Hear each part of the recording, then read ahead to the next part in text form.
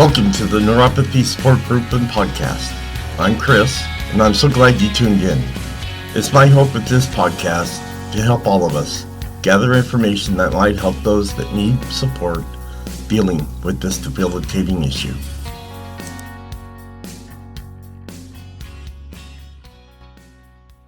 Before we get started, let's get the formalities out of the way with the medical and privacy disclaimer.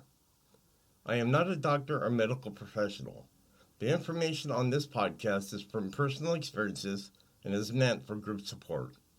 Additionally, the information discussed is not meant to diagnose, treat, or cure any underlying conditions associated with neuropathy. All names here within are private and will not be shared with any outside sources. Please consult your healthcare provider before making any health decisions. If you have medical concerns or an immediate emergency, please contact your doctor or dial 911. Well, how's everyone doing? Oh, it's been so hot here in California. It's unbelievable. I mean, the air conditioner can't even keep up with the amount of heat we've been having. So pretty much everybody's in their own room with their window cooler going on. I'm going to hate to see my PG&E bill, but I hope everyone else is doing good. Well, today we're going to be talking about, probably for the next few weeks, we're going to be talking about fibromyalgia. I know a lot of you out there have this, and it's just as debilitating as neuropathy is. Maybe harder to deal with at times, but what we're going to be talking about are what are the stages of fibromyalgia. All right, well, let's jump right in here. The stages of fibromyalgia are not well defined, but the condition may affect a localized area of the body at first and later become widespread. In the later stages, the symptoms may worsen. Despite this general progression, fibromyalgia might not advance in a straight line as it tends to wax or wane, according to an older 2016 study. The main symptoms include chronic long-term widespread pain, tiredness, and difficulty sleeping. Although doctors generally do not classify fibromyalgia in stages, they do assess the severity of symptoms when making a diagnosis. About 4 million people, adults in the United States, have fibromyalgia. So this article right here is going to discuss the stages of fibromyalgia, including how doctors diagnose and treat them. An older 2016 study classified fibromyalgia into 4 stages. However, health oversight agencies such as the Centers of Disease Control have not adopted them. The proposed stages depict how fibromyalgia may initially manifest in a localized area and then later affect many parts of the body. In the later stages, the symptoms can worsen, although research indicates the condition may wax or wane, which I don't know what that means in regards to fibromyalgia, but maybe someone out there does that can post it. The study classification symptoms is as follows. Stage 1. Stage 1 is a regional with classic symptoms. Stage 2 is a generalized with increasing widespread pain and some additional symptoms. Stage 3, which is advanced with increasing widespread pain, chemical sensitivity, and increasing sleep disturbances. And number 4, which is secondary in response to an underlying health condition. Fibromyalgia manifests the following symptoms. Long-lasting widespread pain that people often describe as burning, aching, and throbbing. Pain that frequently affects the legs, arms, chest, head, back, abdomen, and buttocks. Trouble sleeping, and overwhelming tiredness. Other symptoms may involve tingling or numbness in the legs and arms, muscle and joint stiffness, difficulty with memory, concentration, or clear thinking, tenderness to touch, constipation, bloating to noise, light, temperature, and odors. So, how doctors diagnose fibromyalgia stages. The medical history and physical examination are the tools that provide the basis of the fibromyalgia diagnosis. Lab tests and images help rule out other conditions. Doctors do not diagnose fibromyalgia in stages. However, they use assessments to gauge whether symptoms are mild, moderate, or severe. One such assessment used the Widespread Pain Index, which rates pain in the various body locations from 0 to 19. The other assessment is the Symptom Severity Scale, which rates the following characteristics from 0 to 3. Number 1 is tiredness.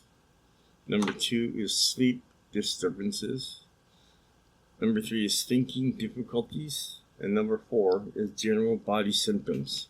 Final score is a summation of scores in these 4 categories ranging from 0 to 12. Treating fibromyalgia at earlier and later stages. Doctors may use symptom severities to formulate a treatment plan for people in early or later stages of fibromyalgia. Now, this is if you're in the early stage. In the early stage, treatment includes all exercise program and education about the condition. An exercise program may involve cardiovascular fitness training or at least 30 minutes of aerobic exercise 3 times a week. This can help reduce pain and improve sleep. A person can gradually introduce exercise, starting with lower duration and intensity. This can help avoid worsening of fibromyalgia pain. Education includes the following: reassurance that fibromyalgia is a condition rather than something they are imagining, relaxation techniques to manage stress and mood disturbances, sleep hygiene techniques, and treatment for sleep conditions. Some people may respond sufficiently to the above measures, but when they do not, medications, antidepressants such as Vanatrib, Elavil are often the first choice. When an individual does not respond adequately to or cannot tolerate a trilistic antidepressant or serotonin reuptake inhibitor such as duoxetine, Cymbalta, Springol is an option. Another choice of medications, anticonvulsant medication such as gabapentin or Neurontin. Doctors may recommend any of the above medications if a person has more severe tiredness, sleep disturbances, or depression. Later stages of treatment. When symptoms persist, despite taking a single medication, doctors may prescribe a combination of them. For people who have difficulty reaching an inadequate level of low-impact aerobics, a supervised exercise program may help. This may entail physical therapy or water-based exercises. Specialist consultations may be beneficial. For example, a psychiatrist may provide cognitive behavioral therapy to help a person recognize and change unhelpful thought patterns. If someone has complications that fall under the expertise of a rheumatologist, this specialist may offer interventions to address them. Here's some frequently asked questions. Why is fibromyalgia getting worse? Fibromyalgia has no cure. While the outlook is not favorable for many people, a person could try the following to manage fibromyalgia. And before I go on here, I want to say also there's no cure for neuropathy, no matter where or what you hear. All right, so here's how to manage fibromyalgia. Exercising regularly, which is one of the most useful ways to fight the condition, joining an in-person or online support group, and adopting habits that foster improved sleep through actions such as having a regular sleep schedule and avoiding caffeine. What is the progression of fibromyalgia? It may initially affect one part of the body and later spread widely with worsening symptoms. Some research reports that although fibromyalgia is a chronic condition, the symptoms may fluctuate. This can result in periods of waxing and waning. I gotta look that up before we end this episode. After receiving a diagnosis and getting treatment, some people may find symptoms improve. Still, there is no way to predict the progression in any one person as it varies. So, how debilitating can fibromyalgia be? It may be very debilitating as it can cause disability, pain, and lower quality of life.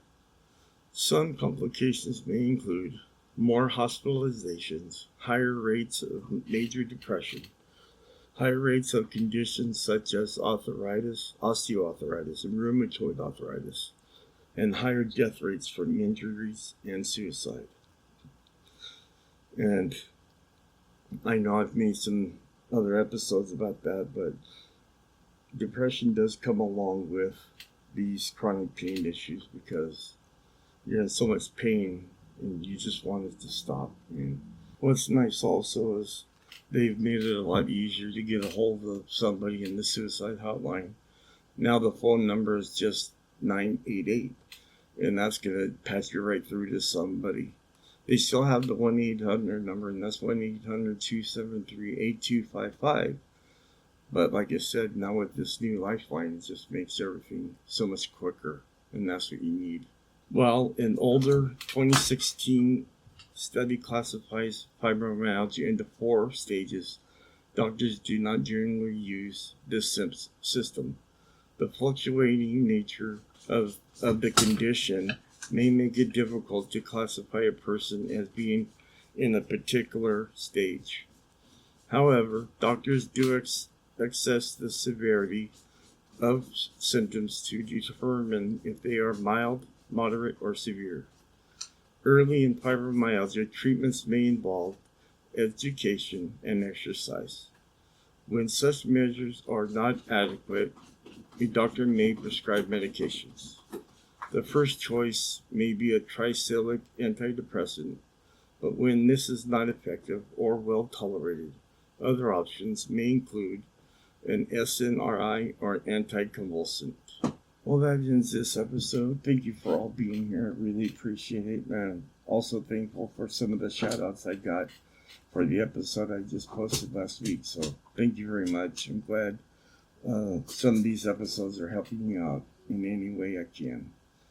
But until next week, you guys take it. Be careful. Be safe.